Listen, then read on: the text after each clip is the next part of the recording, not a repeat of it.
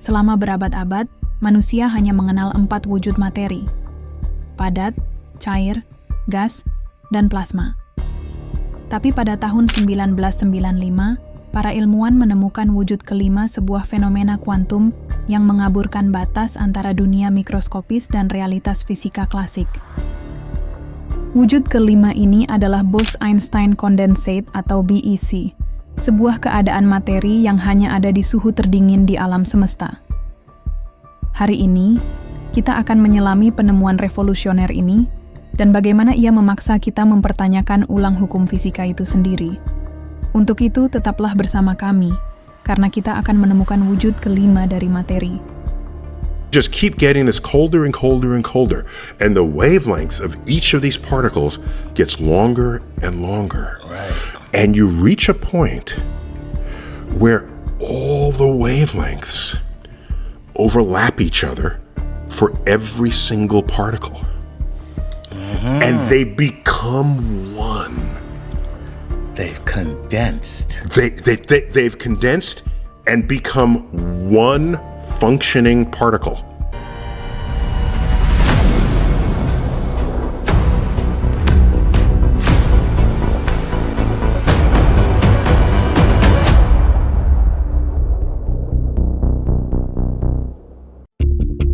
Untuk memahami keunikan Bose-Einstein condensate, kita harus mulai dari dasar. Mari kita bahas satu persatu 4 wujud materi yang sudah dikenal. Jika kalian sadar dari beberapa episode ini mengenai atom, kalian pasti tahu bahwa suhu itu adalah energi kinetik dari atom. Atau singkatnya, seberapa liar atau cepatnya atom bergerak dalam sebuah zat, maka akan terciptanya wujud-wujud yang lain. Dan itulah sebenarnya mengapa wujud zat berubah-ubah. Pada wujud padat, seperti es misalnya, atomnya tidak banyak bergerak atau kaku. Tapi ketika es itu terkena suhu ruangan biasa, atom-atomnya akan melepaskan ikatan-ikatannya yang kaku. Dan disitulah es mulai mencair. Namun ketika cairan itu dipanaskan, atom-atomnya akan menyerap energi lebih besar dan bergerak lebih cepat, sehingga mereka lepas dari ikatan cairan dan terbang ke udara sebagai uap atau gas. Dan yang paling menariknya adalah, jika gas itu sendiri dipanaskan, gas akan membentuk menjadi plasma, dan plasma menjadi wujud yang keempat di alam semesta ini. Namun bedanya dengan wujud lain, plasma bermuatan listrik. Pertanyaannya adalah, mengapa plasma bermuatan listrik? Jawabannya karena gas bila dipanaskan dengan suhu yang lebih tinggi, atom-atomnya akan melepaskan elektronnya, sehingga ion positif dan ion negatifnya terpisah, yang dapat menciptakan tegangan listrik. Itulah yang terjadi pada petir dan matahari. Sampai di sini kalian harusnya sudah paham bahwa semakin tingginya suhu terhadap atom, mereka akan bergerak semakin liar. Namun kebalikannya, jika suhunya semakin dingin, atom-atomnya akan bergerak melambat dan materi cenderung memadat. Namun harus kalian ingat, walaupun benda padat cenderung diam, namun atom-atom di dalamnya tidak ikut berdiam diri, mereka masih bisa bergerak walaupun tidak secara liar, dengan kata lain mereka masih bergerak dengan cara bergetar atau vibrasi. Namun apa yang akan terjadi jika atom-atomnya tidak bergerak sama sekali? Lantas apa yang akan terjadi?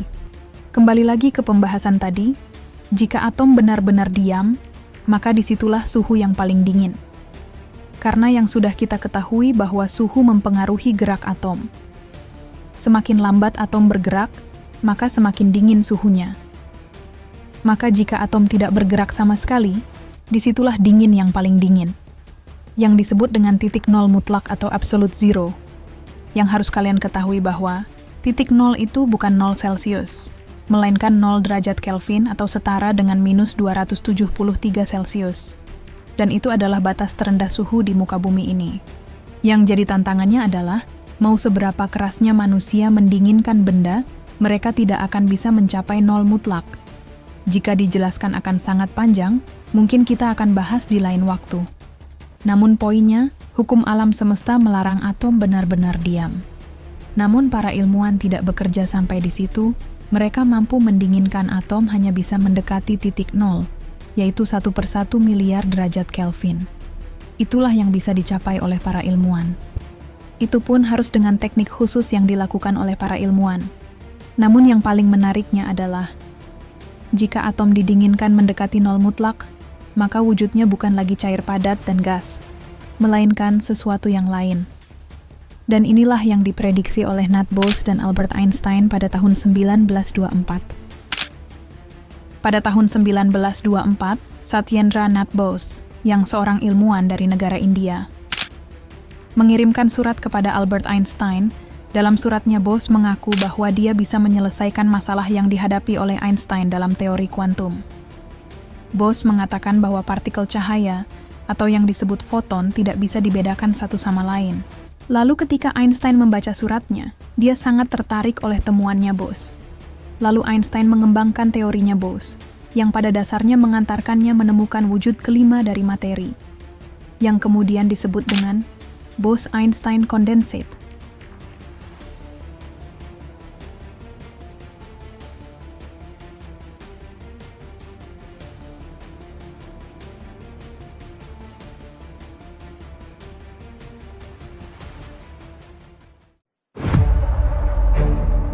Untuk memahami apa itu Bose-Einstein condensate, perhatikan video berikut ini. Pada suhu normal, atom-atom dalam sebuah gas akan berperilaku normal. Masing-masing akan bergerak pada level energinya. Namun ketika suhunya turun, sifat dari gelombang atom mulai melambat, semakin dingin suhunya, atom-atom semakin melambat, dan panjang gelombangnya menjadi membesar. Dan semakin lama gelombang ini semakin menumpuk, hingga pada akhirnya, jika suhu mencapai nol absolut, mereka akan bergabung menjadi satu kesatuan. Dan di sanalah kalian melihat Bose-Einstein condensate dalam animasi. Namun makalah yang ditulis oleh Einstein ini baru hanya sebatas teori. Namun dia meyakini bahwa wujud kelima ini harusnya ada dan akan berbeda dengan wujud-wujud materi yang kita kenal saat ini. Lalu mengapa hanya sebatas teori? Karena masalahnya, atom itu sendiri harus didinginkan sampai titik nol mutlak, yang dimana itu bukan perkara mudah. Karena kita bicara di mana kita harus mendinginkan atom ratusan Celcius di bawah dinginnya es, sehingga atom benar-benar diam. Hingga akhirnya setelah 70 tahun, setelah Einstein menemukan teori ini, para ilmuwan menemukan cara untuk mendinginkan atom hingga hampir mendekati suhu nol mutlak, yaitu dengan cara menembakkan atom satu persatu menggunakan laser. Para ahli mengatur frekuensi laser sehingga atom ditembak oleh laser ini, atom-atom akan mulai melambat karena dia didorong oleh partikel cahaya dari segala arah. Sehingga cara ini efektif untuk menurunkan suhu sampai mendekati nol mutlak. Untuk menunjang keberhasilan ini, para ilmuwan juga menambahkan teknik yang disebut dengan evaporative cooling. Sederhananya, teknik ini seperti wadah untuk atom, yang terbuat dari medan magnet yang mengisolir atom, lalu mereka meniupkan radiasi dari atas sehingga mengeluarkan atom yang lebih panas, sehingga yang tertinggal hanya atom yang dingin.